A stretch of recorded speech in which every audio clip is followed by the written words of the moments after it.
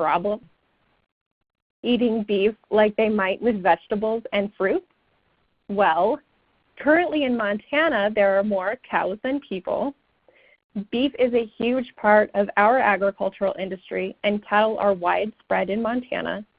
And beef rounds out the plate to include all food groups in farm to school. While schools were interested in beef to school, there was confusion about regulations, costs, and other factors that were limiting the number of schools who were serving local beef in our state. We also knew that some schools were making it work, and we wanted to learn from them and their vendors. So the Beef to School research team started with 6 case study sites. I will share a little about the case studies, and Jay and Matt will share their own experiences of Beef to School. Lastly, kids, families, and school staff get excited about local beef, and it is a great place to start. Let's take a look at what's involved in the Beef to School chain. In each model, there is a beef producer or rancher, a processor, and then school food service. While this is simple and more complex chains exist, there is important variation between the programs and how they make it happen. Each case study site included a school and the producer-processor partner that they were sourcing from. We interviewed the parties involved in person and then gathered production records, menus, recipes, sales data, and other information. Through these interviews and the data, we found that indeed schools and their partners are making Beef to School work in many different ways, as you can see here. In the community donation model, community members purchase 4-H cattle at auction, donate them to the school, which has them then processed for school meals. In the processor contract model, the school works with the processor. The processor sources the cattle from ranches or auctions. In the producer contract or donation model, the school works with the producers, also known as ranchers. The producer typically arranges the processing, and the producer either donates the beef or the school buys the beef. In a vertically integrated model, cattle are raised, slaughtered, and distributed from the same business that works with the school. One new model that isn't represented here is that students in Missoula, Montana, who are currently raising cattle through their Ag Ed program, will be learning the slaughter and butchery process as well through their school processing facility that's being built. Now I'm going to run through the case study models quickly to give you a snapshot of what they look like. Hinsdale School has about 70 students K-12, which is probably different from many of your schools, and is located in an area that produces and grows mostly cattle, pulse crops, and grains. The school purchases ground beef, burgers, roasts, and stew meat from Bear Paw Meats, a vertically integrated family business that breeds, raises, slaughters, markets, and distributes the product. They're a state-inspected facility. Bear Paw works with several other schools in the area. Students love the French dip sandwiches with homemade au jus, as well as Joyce's excellent beef nuggets, which I have to say are tasty and super easy to make. I won't be talking about Whitefish since Jay will provide his story later. With over 6,000 students and 12 schools, Kalispell School District is one of our largest school districts in the state. Kalispell District has been a hugely successful beef to school and farm to school model, sourcing a number of products across the lunch tray. In terms of beef, they purchase their hamburger patties from Lower Valley Processing. Lower Valley is a state-inspected processor, and they source the cattle from area ranchers.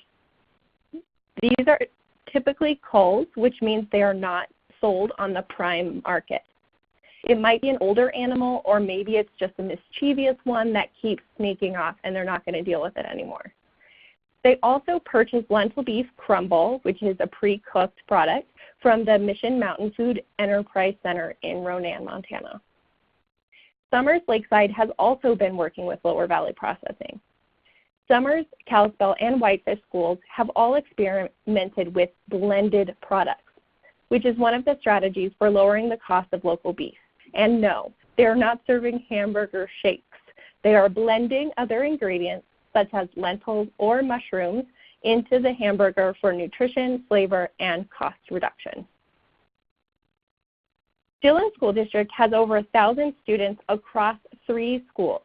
The community members and businesses buy 4-H steers at the 4-H auction and then donate them to the schools.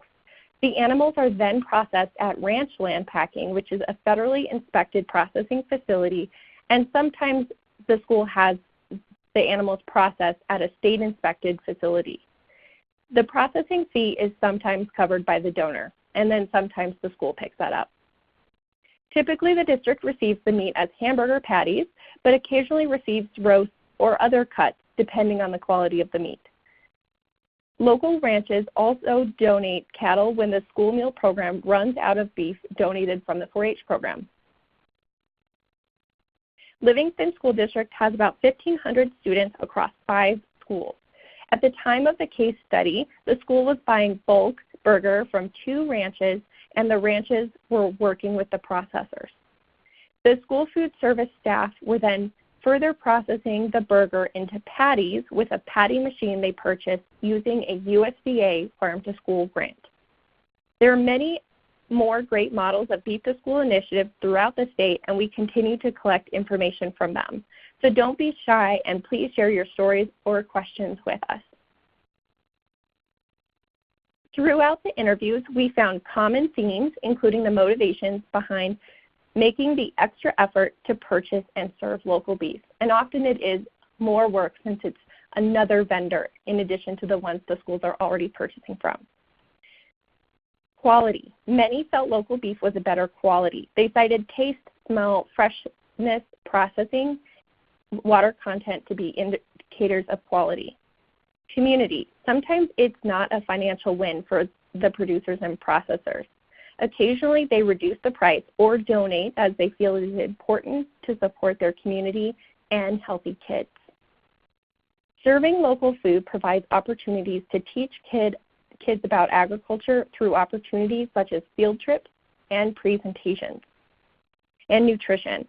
Some felt the nutrition of local beef is superior.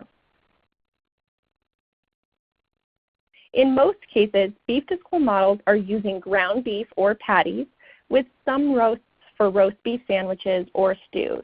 A few sites are using beef hot dogs. Price, staffing, time, and cooking ability determines what products and how a school uses the beef. The different models featured a mix of culled cattle and prime cattle. A strong sense of community was prevalent throughout the case studies. They mentioned things like it was the right thing to do, or our kids should be eating the beef that is raised right here, or in some cases, the kids should be eating the beef that they raised themselves. The case study sites provided a great glimpse at what is needed. So here's a few recommendations. Start small, just one meal. Get used to the product, vendor, packaging, delivery. Make it work before scaling up. Meet basic needs by subbing out the same product, such as current hamburger patties, for local hamburger patties. See how that works first. Don't change everything in one night, and make it part of the regular menu as you move forward. According to our team's analysis, there should be sufficient inventory and processing capacity to supply schools with local beef in Montana. Montana has many smaller districts, so smaller processors can meet needs locally without having to provide a larger district that is more spread out. In the policy realm, we found that our state meat inspection program is a huge key to our state's success. Overall, we recommend discussing ideas with a team of school staff and community members to find out what will work for your school. You can learn more about these success stories by reading our full case study report. So now I'll turn it back to Andrea.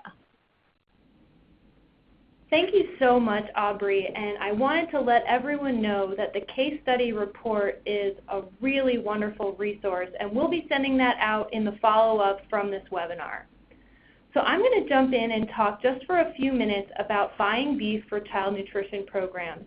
One of the things that Aubree mentioned was that sometimes there's confusion about the rules and regulations about serving local beef in schools. So I'm here to clear a little bit of that up.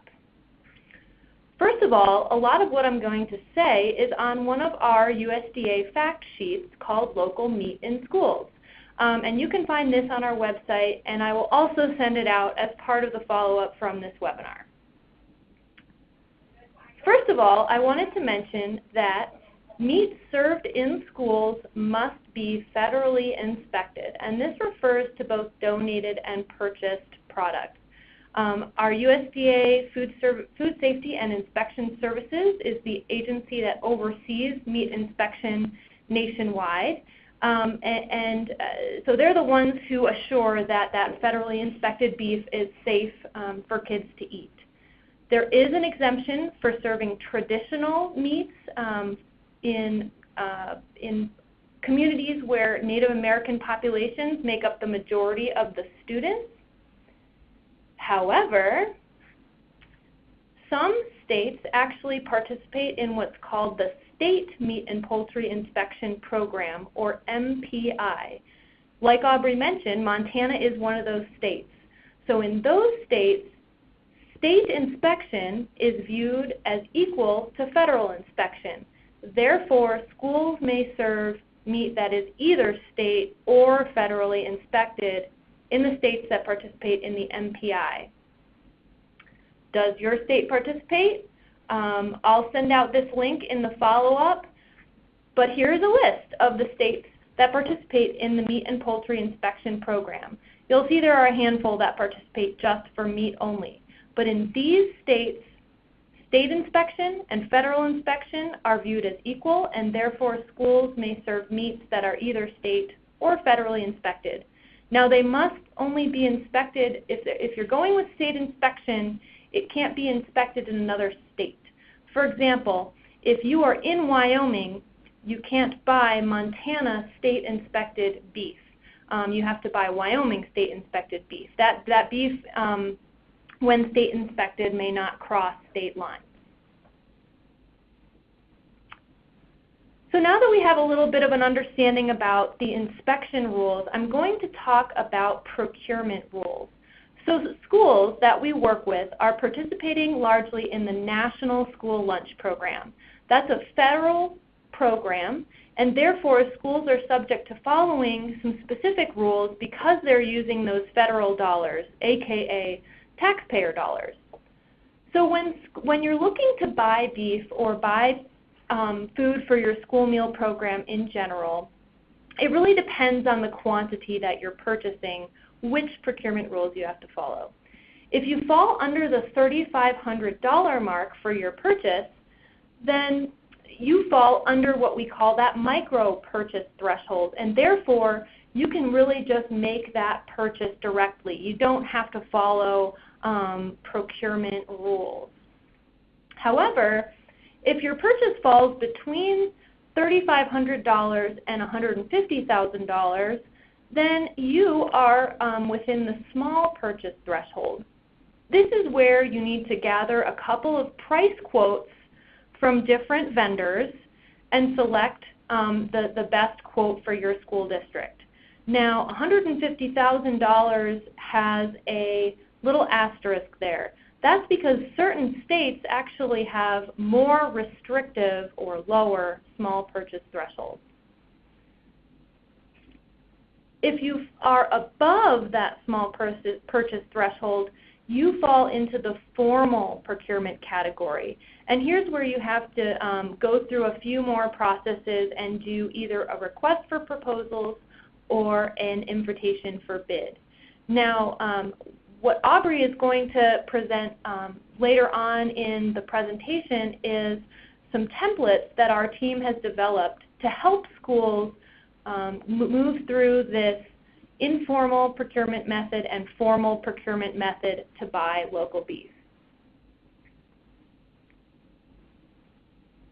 So you'll see here that this beef to school decision tree that I just went through is actually the first portion of some procurement templates that our team created that Aubree will discuss in more detail.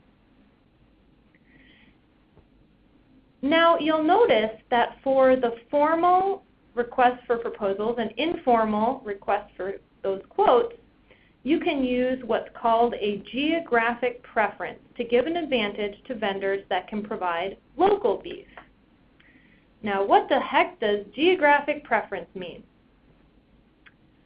A geographic preference is where a school, when they're evaluating quotes or proposals, can actually have a preference for local vendors or local products. So if you receive 3 price quotes, you can actually give a certain advantage to quotes that come in from vendors who meet your definition of local. Now, this can only be used on certain products.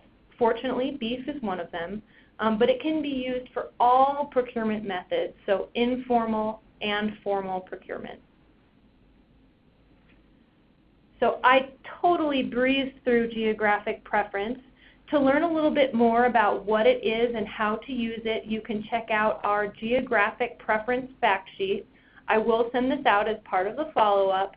And in some of our materials about geographic preference, we have some examples and some specific suggestions for using geographic preference. And in the templates that we created, geographic preference is somewhat built in. So Aubree will mention that when she digs into those procurement templates. Speaking of which, we're going to dig into those right now. So Aubree, back to you. Thanks, Andrea. So now that you all have a better understanding of procurement, I will share a few resources that will help ease the process of purchasing local beef. I'm very excited to share the procurement templates that Andrea mentioned with you today. We have developed 2 templates for schools to use to help them through the process of purchasing beef. Big thanks to Andrea for her countless hours of help on these resources. And I'll walk you through now how to use these templates. So in the webinar announcement, there's a link to the Montana Beef to School webpage where you can download the templates, and it will be on an upcoming slide. Both of the documents start with the Beef to School decision tree as shown here and that Andrea already showed you to remind you which procurement type you need to follow and therefore which template you need to use. Local beef purchases follow the same procurement procedures and regulations as any other purchase that you would make. Both documents have an instruction page which you should read and then delete once you're ready to use it. The red bracketed text is either help text or sample language that you can use. Be sure to edit the red text and change it to black prior to using the document and prior to sending it out to match your school's needs and this specific procurement. When your document is finished, you shouldn't have any red text left. It should be all black.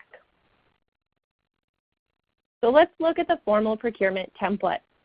This would be used if your purchase was over $80,000 in Montana. Other states follow the federal purchase threshold of $150,000, as Andrea mentioned, or their own state's threshold. This is a request for proposals and uses a sealed bid process. The intent is that you will use this to create your bid document. It includes the RFP intro, specifications, and other requirements language, and the form that the vendor would use to submit a bid. Be sure you read through the instructions prior to using. The red bracketed text throughout the document, like I said before, is help text or sample language. Please note, it is sample language only, so be sure you change it to fit your school's needs and that it matches that specific procurement. So if you were buying ground beef, for instance, you wouldn't want the text to talk about roasts or anything like that. Further, be sure that you're following any state, local, or school regulations regarding procurement and contract processes. Both documents are in Microsoft Word, so you can edit any part of it, even the black text or formatting, whatever you need so it fits your needs. The table of contents shows the sections included in the formal procurement template. So I'll give you a couple seconds to check that out.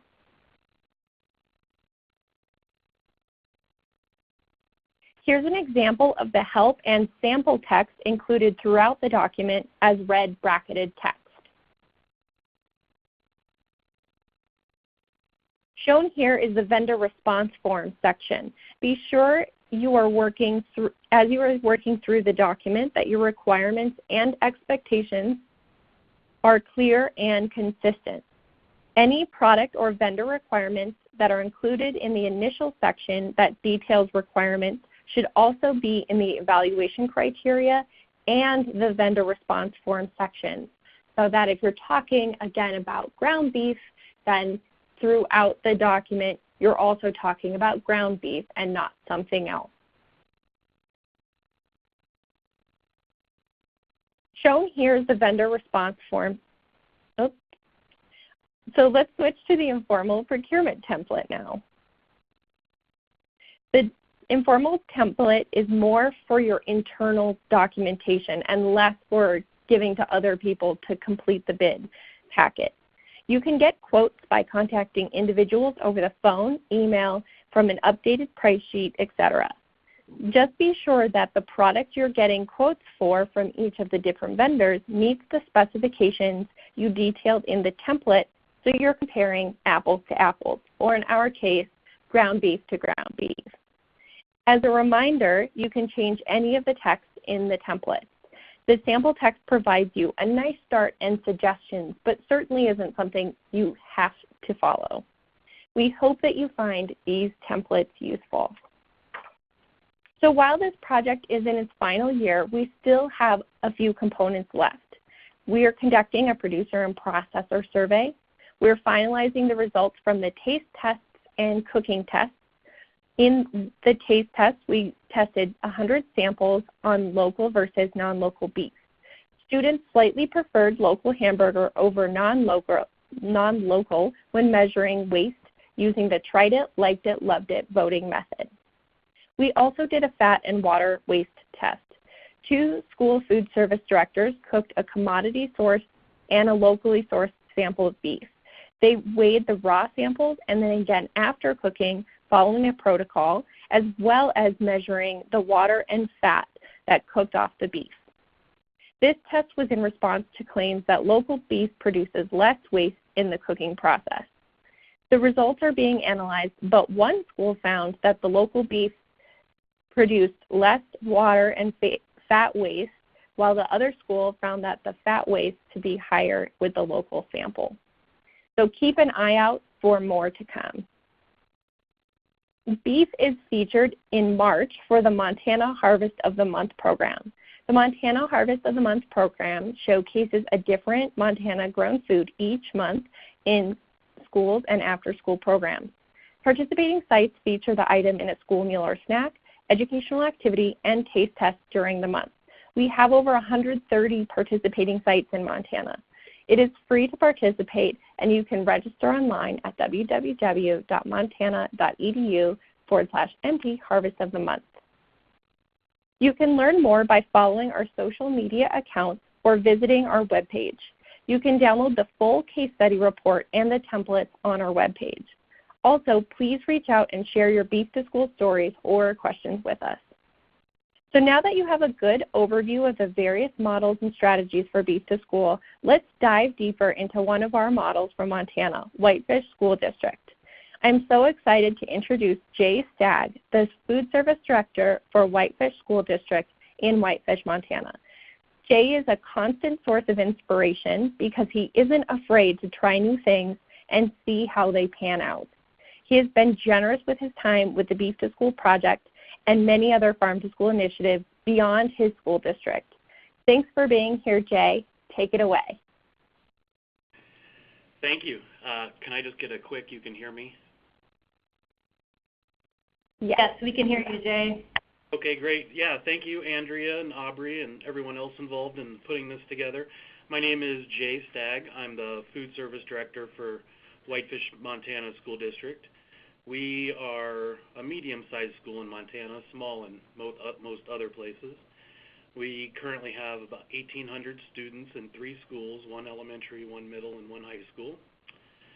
And I'd like to start by sharing the story of the first time that I did purchase local beef for our school. Next. It was about 6 years ago when a friend of a friend wanted to donate a cow to our program. And I thought about using local beef before, but never really did anything about it, and decided that this would be a great opportunity to actually do it. So I talked to the rancher, and they said it was about a 1,000-pound cow, and I talked to the state inspected processor, letting them know it was coming.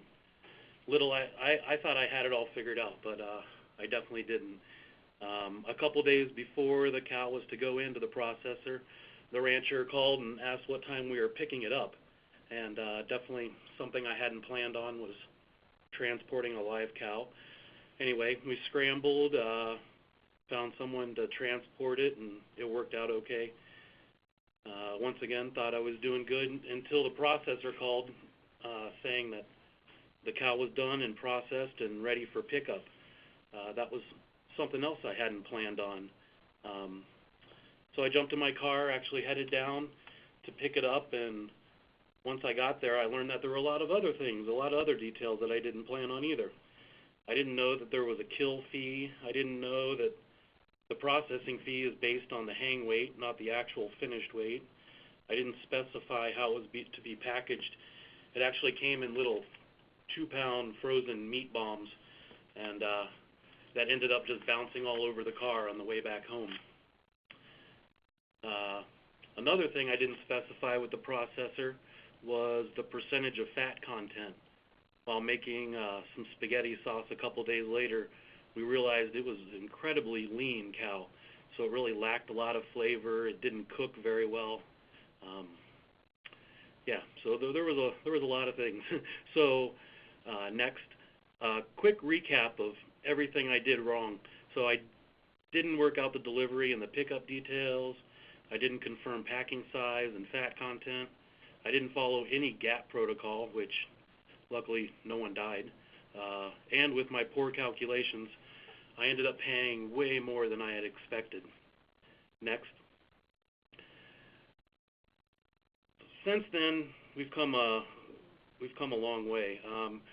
We still use donated cows. We've purchased culled cows, and we've even bought some more expensive animals and offset the cost of the burger by selling off the more desirable cuts.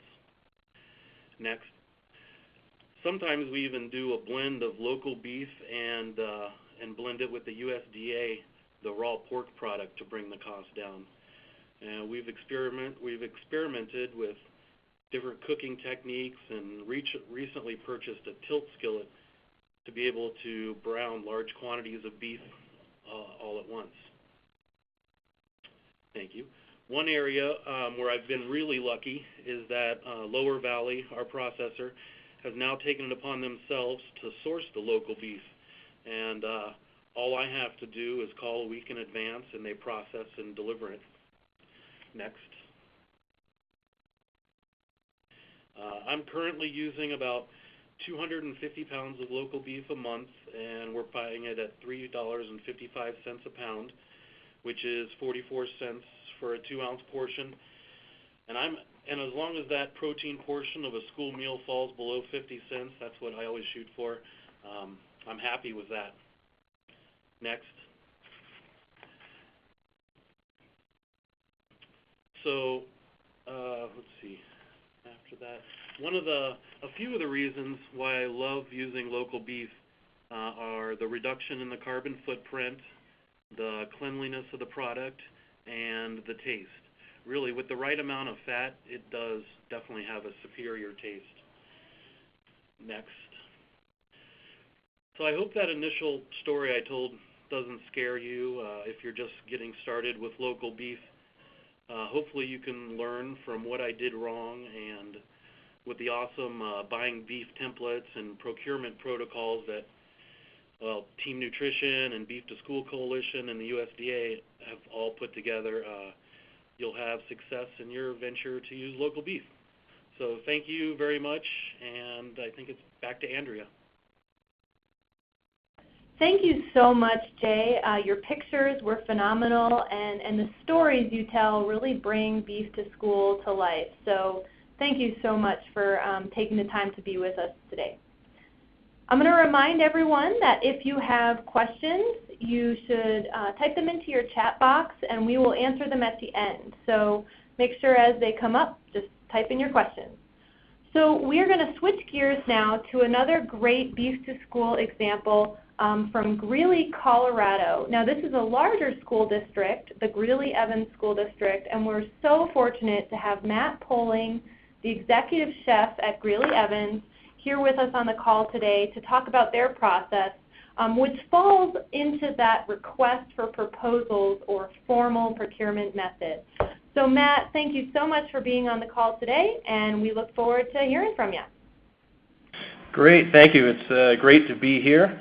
And I just have to say, #BeefandR, that is one of the greatest things that's happened to me all week is seeing that on the window down there in the lower left-hand section. Definitely going to have to blow that up on Twitter later today. Some background info on our district. We call ourselves a medium-sized district with about 22,000 students. In Colorado, you have school districts like Denver Public and Jefferson County that have over 100,000 students.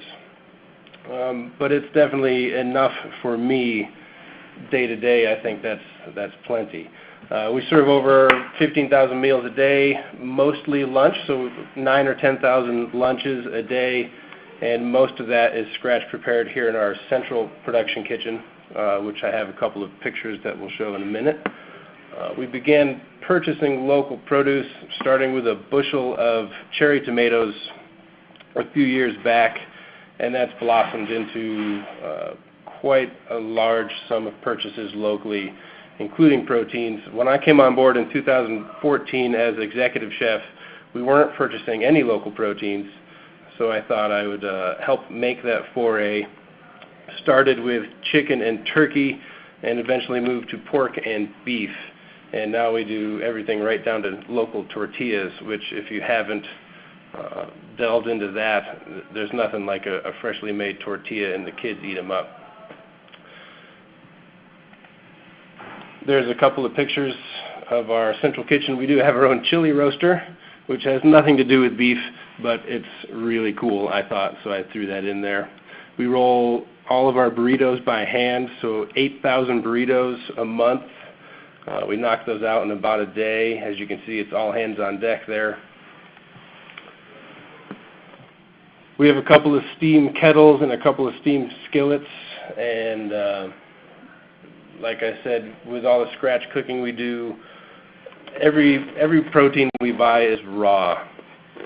So that takes a lot of labor and a lot of recipe development. When you're not buying something like a beef crumble, you have to consider all those things like, what is the fat content of your beef? Are you doing an 80-20? Are you doing an 85-15? What's your yield loss, et cetera, et cetera? So we do use a formal process, and we have a purchasing manager that manages all of the procurement for the district. So that individual will do things not just for our department, but also if the schools need equipment. But we develop the specs. We know what we want. We have the recipes. We have the professional know-how. So we develop the spec. We send it to our purchasing department, who then puts it into our kind of template and then releases it. Those bids come back, and they come back to nutrition services where we evaluate them and form a rubric and kind of award it based on those preferences. Geographic preference, I'm going to stress this because Andrea and I were talking last week, and there was one of our requests for a proposal went out, and it actually used the verbiage must be local, which upon looking at that, we quickly found out here at the district that we're not allowed to say that. You can give preference to the locality of where the beef is coming from. You cannot specify it as basically a deal breaker. So very important to point out there. Here's an example of a quick Excel spreadsheet that I made. I think this was last year's. As you can see, I put on there all of the proteins, including chicken and pork. And up at the top there, you kind of see the specs. A couple things to point out here. It's important to give, especially with local providers that may not be keen to the K-12 arena. You know, they're used to selling it to restaurants or distributors, so they have a certain price point in mind. So when I put up there for bulk ground, for example, the lower end of that, the $2, is basically my dream price. And then you'll see the $3.25 is kind of where it normally is from our normal distributors or vendors, just to give them kind of an idea of where they need to come in for the bid. And then obviously some of the other specs or things that may be necessary or not. As you can see on the patties, I said frozen is okay.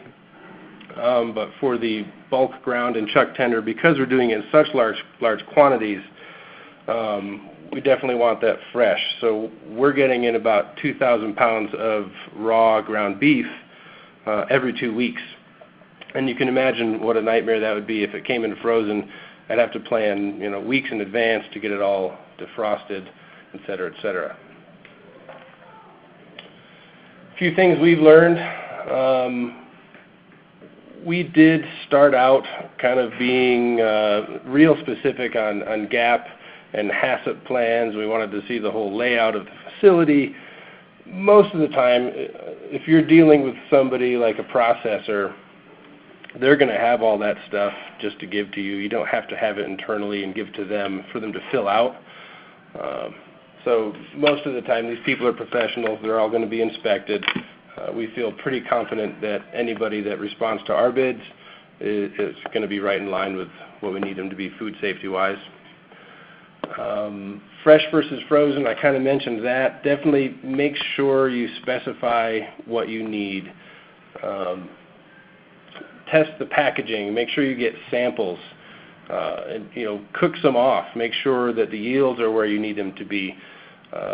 We've run into some issues where we tested one package, and then we formed a relationship. We started getting in 2,000 pounds, and when you multiply these recipes and you're scaling it up, that little bit of loss multiplies into hundreds of pounds of juice going down the drain or extra fat. Make sure you specify the shipment quantities. If there's going to be any sort of costs associated with deliveries, are you going through a distributor?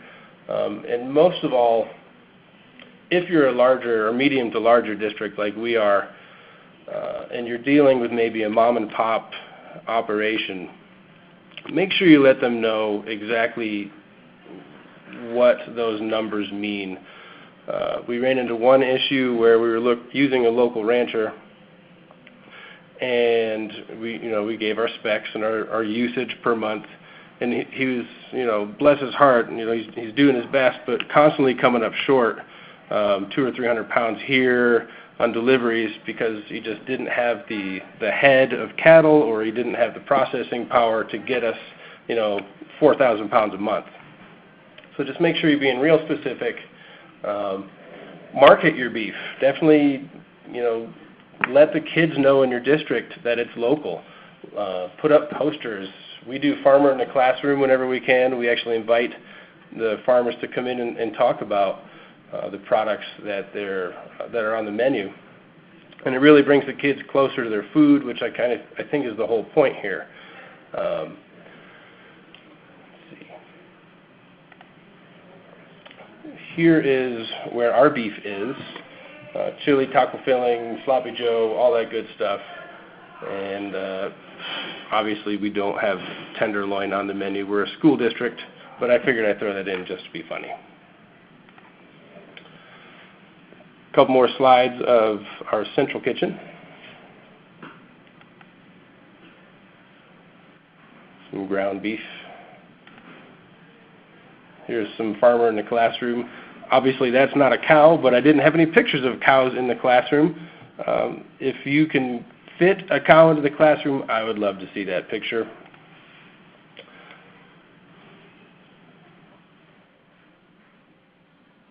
And one more thing I want to say, after seeing that patty machine, I'm kind of a gear nerd.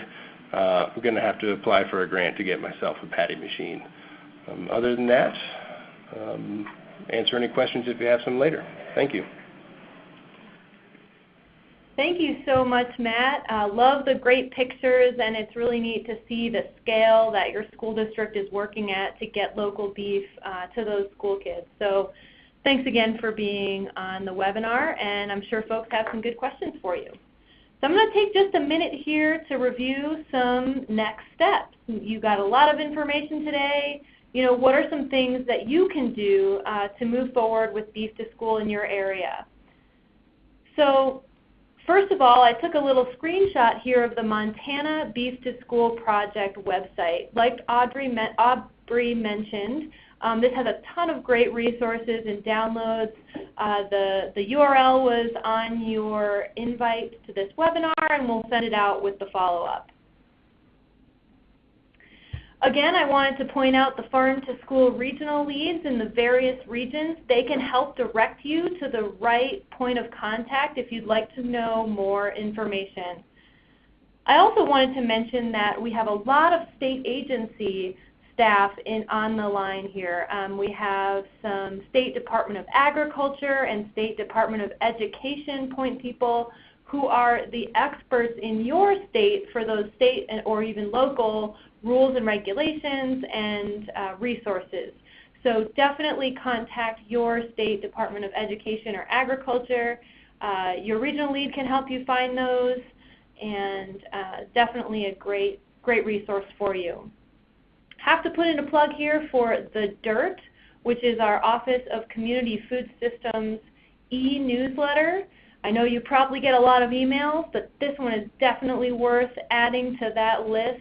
It comes into your inbox every other Tuesday, has great information about webinars like these and other resources designed to help you. Ooh, I saw someone chat, I love the DIRT, thank you. I didn't pay her to say that. It really is a really fun and informative newsletter. Aubree is the state core partner for the National Farm to School Network in Montana, and each state has a core and supporting partner through this nonprofit Farm to School network. So that can be another great resource for you. Definitely check out farmtoschool.org, which is their website, and you can find your state point of contact. So we have another poll for you all. Get ready before we jump into our question and answer session. So how excited are you about Beef to School after hearing all these great stories and resources? Well, we're seeing a lot of responses coming in. A lot of folks are super duper excited. Some are very excited. Some are just kind of on the fence, and some are still evaluating Beef to School. But glad to see a lot of you are excited about Beef to School, and we're definitely looking forward to connecting with you about how it looks in your community. Okay, so I'm going to put our contact information up here on the webinar screen, and we're going to dig into some questions and answers in the last few minutes here.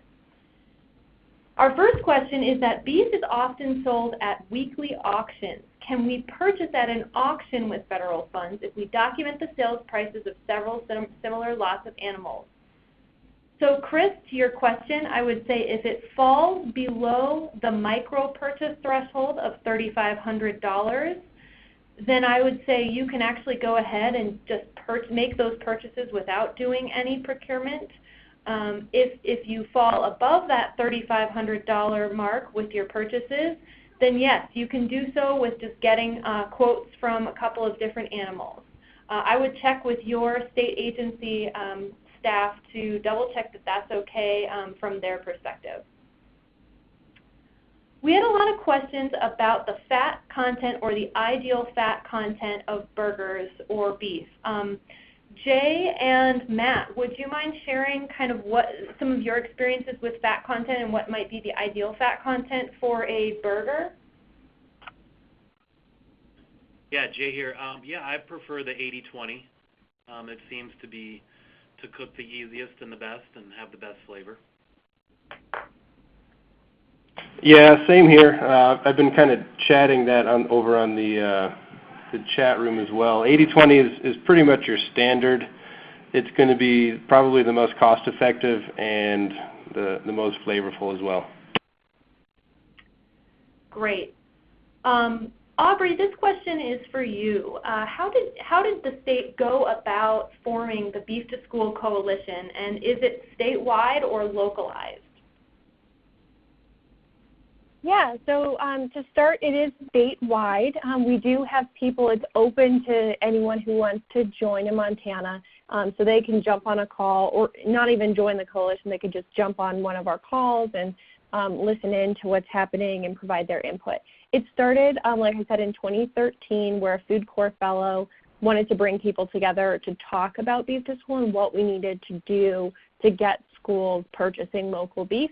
And from there, we were like, I think we need a coalition. So that's kind of how it got started.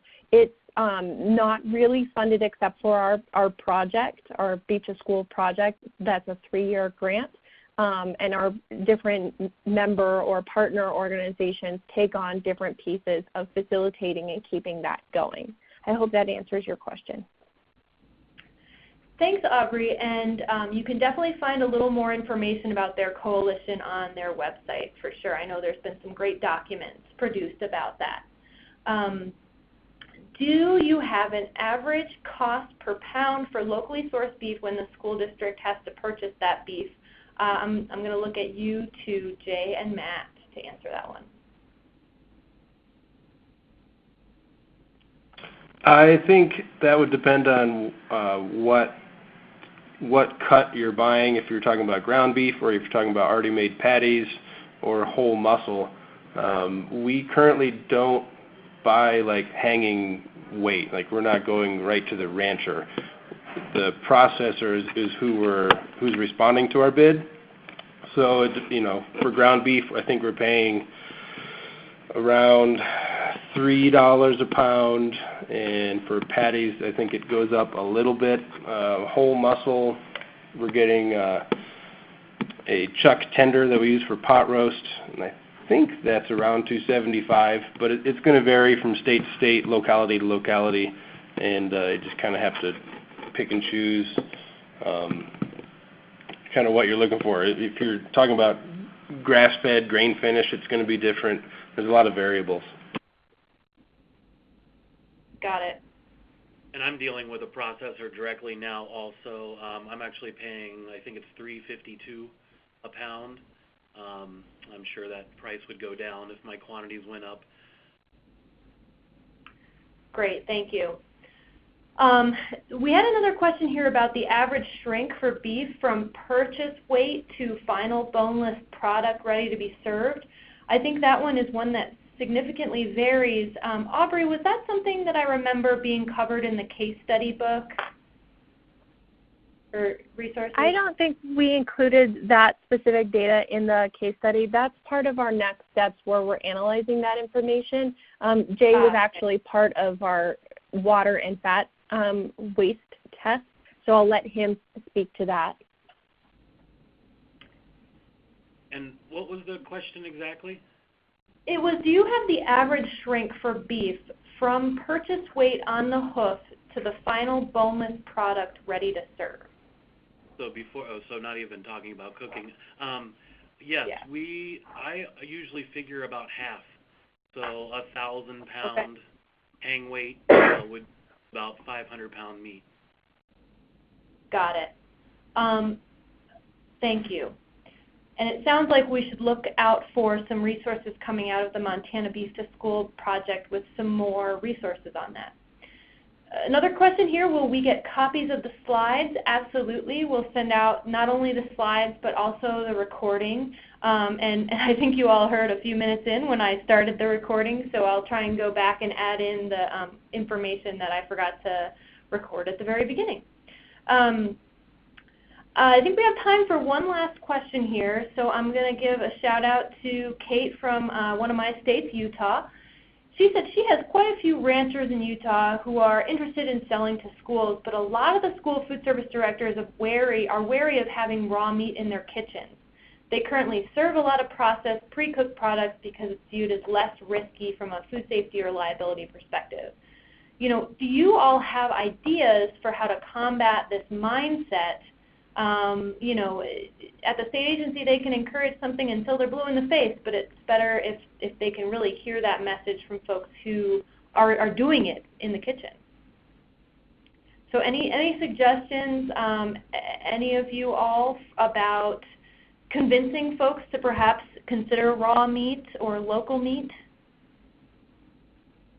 I don't know that I have a convincing argument, but one of our case study sites, Kalispell, when they were going to their local product, they made sure that their staff had the proper training, and they actually expanded their training so that more staff, even the ones that wouldn't be cooking the beef, knew about the procedures, especially in cases of, you know, someone's gone and they have to substitute.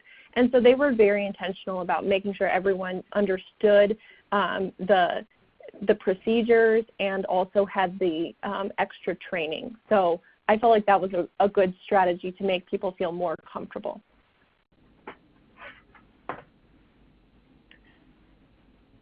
Thank you, Aubree. And with that, we are at time here. It's 3 o'clock here in Mountain Time. Thank you so much to all of our presenters who really helped pull together a great and diverse webinar. Thank you all for being on the line. We will send out follow-up, and I'll try and get answers to these questions that I didn't get to answer here on the call. And thank you. Best of luck incorporating local beef into your school meals. Have a great rest of your week.